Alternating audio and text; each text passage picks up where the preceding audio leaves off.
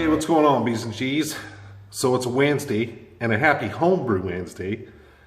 And the results for the SJ Porr Challenge, just come out yesterday. Did I move on? Did I not? Well, we'll just let the anonymity take place there. So good luck to all the people that did move on. That's awesome.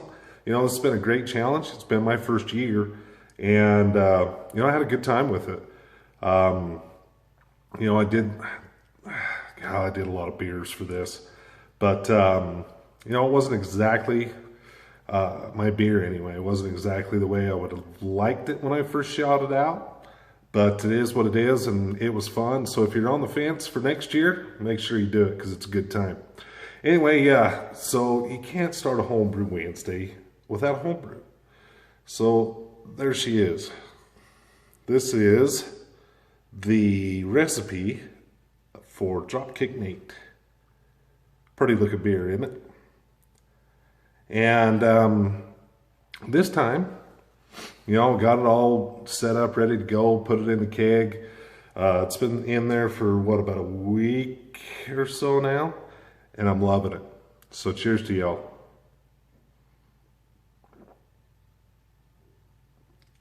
It's a great beer. If you haven't tried it, you need to. Anyway, so not a whole lot's been going on lately.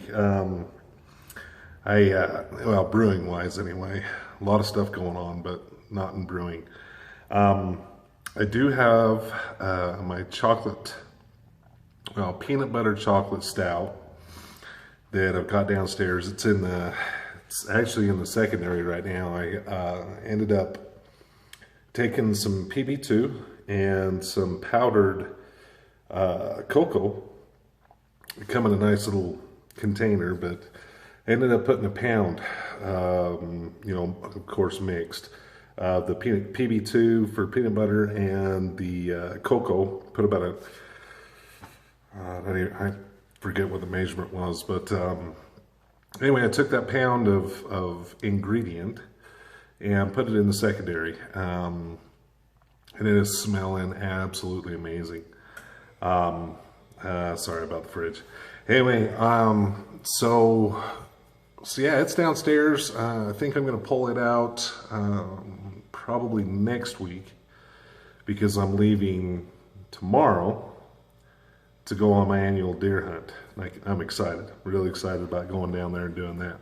You know, we make it a family affair. You know, we usually have anywhere between 30 and 35 people down there. Get together, have a great time, get to spend time with family, and do something I love to do, which is deer hunt. So I'm looking forward to doing that. But I want to take some footage down there because it's just absolutely beautiful. Where we hunt is just outside of Moab, and so you go through Canyonlands, you go through you know, the beautiful slick rock and that kind of stuff. So I'm hoping to get some footage down there, and we'll put it on for the maybe next Homebrew Wednesday. But it's getting cool around here, getting really cool around here. So it dropped down into the 30s last night, and which is perfect for the deer, not for in town, but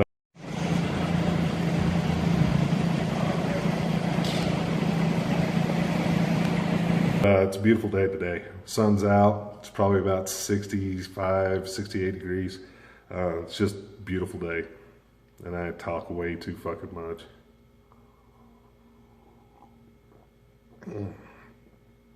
Anyway, so what's on the docket? Well, I got some new toys. So, I want to do a Berliner. I want to try it. You know, like I mentioned during my SJ Porr review of the American Sour I tried, not a big sour guy.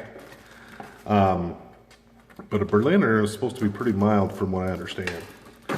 So, I went and picked up this fun little gadget. for my fermenter, this is a heating pad that you wrap around your fermenter, and it's supposed to be able to keep temperature pretty well. I'm going to try out a new, well, not a new, but a different way of doing sours. And you're supposed to it's only supposed to have be able to take, what they say, 34 days to do a Berliner. So I'm interested in, I'm gonna give it a whirl. I'll probably throw it out, but I'm gonna give it a whirl. So I got my heat pad for my fermenter, a new Inkbird controller, so that I can manage the temperature on that, because the way that they tell us to do this, or at least from what I've read, is to bring your fermenter up to 100 degrees. You know, without boiling it, doing any of that kind of stuff, no hops, no nothing. So you do your work, put it into your fermenter, do your lactose or your lactobacillus, and let it set in there at 100 degrees for 3 days. After that 3 days, then you put it back in the boil kettle, boil it, put the hops in it, and then put it back in the fermenter with your normal yeast and ferment it out.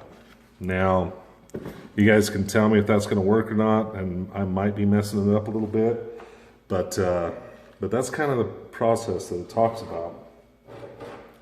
So I got my controller, got my heater to do that. Then I went and picked up 2 of these little pumps, and very inexpensive, by the way, very inexpensive, but it's a solar circulation pump is what it is. And I got the little AC adapter to go with it,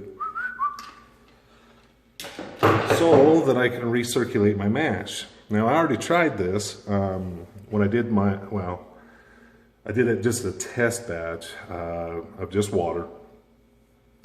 And I had some old grains that were hanging around that I've had for, oh shoot,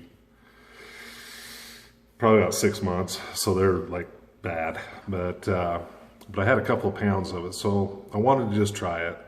So I put those into my mash tun, put this little pump on it, ran a hose from outside of the bottom through the false bottom, come up and into the top of the mash tun, and turned it on.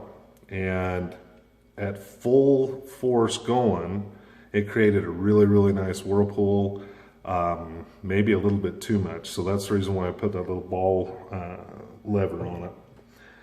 And so I did that, and it worked great. It worked absolutely amazing.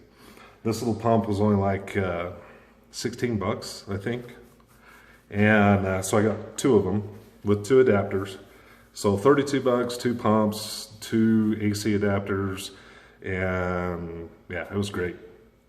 But I wanted to try it because, I mean, even though I'm getting really good efficiency, my last one for this last batch on the efficiency, I think come out of like 74% efficiency, which was, you know, it's not bad. But I'd like to see if I could bump it up a little bit, just, you know, try something different. And I've heard a lot about the recirculation type thing. And so my next thing is I want to do a Herms coil. And so I'll take the, coming out of the mash tun into the pump, out through a Herms coil inside of my HLT at a certain temperature, and then back on top of the mash and just recirculate that. So hopefully that's kind of the direction I'd like to go, but hopefully that'll work out, and we'll kind of go from there. But anyway, yeah, so I got some new stuff, which was, you know, pretty damn cool. And then I also picked up a brand new pH meter. So this pH meter, it's a digital pH meter, and it comes with its own buffering powder solution and all that good fun stuff, so that I can adjust the pH of the mash. I've been doing it just on the fly with whatever I had, you know, some pH test strips and stuff like that. But I wanted to get something that was a little bit better as far as checking the pH of my mash. So this one's supposed to be good to 0.002. So we'll see how it works. I haven't tried it yet, but yeah, so got some new stuff, you know, a couple pumps, pH meter, new controller, you know, trying to move this into a little bit better situation until I can afford to, you know, try and move into a whole system. We'll see how that goes. But yeah, so a few new things to play around with, and then we'll kind of go from there. And then, let's see what else is going on. Yeah, so hey, congratulations to all the SJ Porr Challenge guys. You know, if you moved on, great. If you didn't, it doesn't matter, because you know what, you get great, real feedback on your beers. And, you know, for me personally, you know, getting that feedback and being able to, you know, adjust some things, make it different, make it better, you know, carbonations, you know, the styles, you know, the taste, the flavors, you know, off flavors, not off flavors, you know, it is huge when you're trying to brew. You know, I've mentioned this before, you know, I've learned a lot from listening to you guys and watching you guys' videos, you know, and being able to kind of learn from it and move on and make better beer. You know, I'm fairly new to this brewing game, and you know, I really appreciate it, and I think everybody else does too, if you really sit back and look at it. But you know, I brew my beer for me, you know, the family and that kind of stuff. But it does. It makes it so much better to be able to hear it from somebody else's lips and not, you know, maybe your family or friends or whatever that don't want to hurt your feelings. And so it was really good. This SJ Porr Challenge so far, just amazing. And I want to throw a great big huge shout out to all the hubs. You know, they did an amazing job. To all of the sponsors, you know, the sponsorships on this are huge. You know, there's just so much work. You know, I heard SJ in his videos, you know, just talking about making a sitcom or something to that effect about all of the ongoings behind the scenes of the SJ Porr Challenge, and I can't even imagine it, because it's pretty crazy.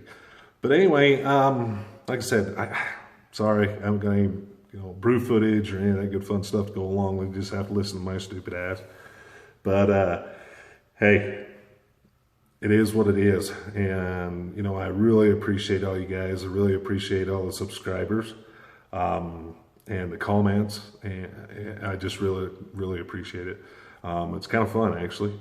Even though I'm not on here a ton, but I really do appreciate it. It's a lot of fun. So cheers to y'all.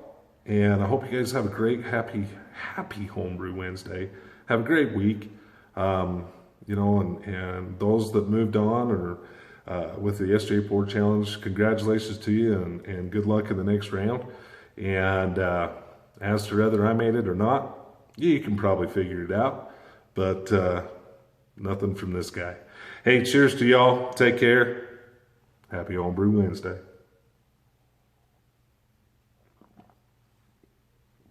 It's a good damn beer. Cheers, y'all.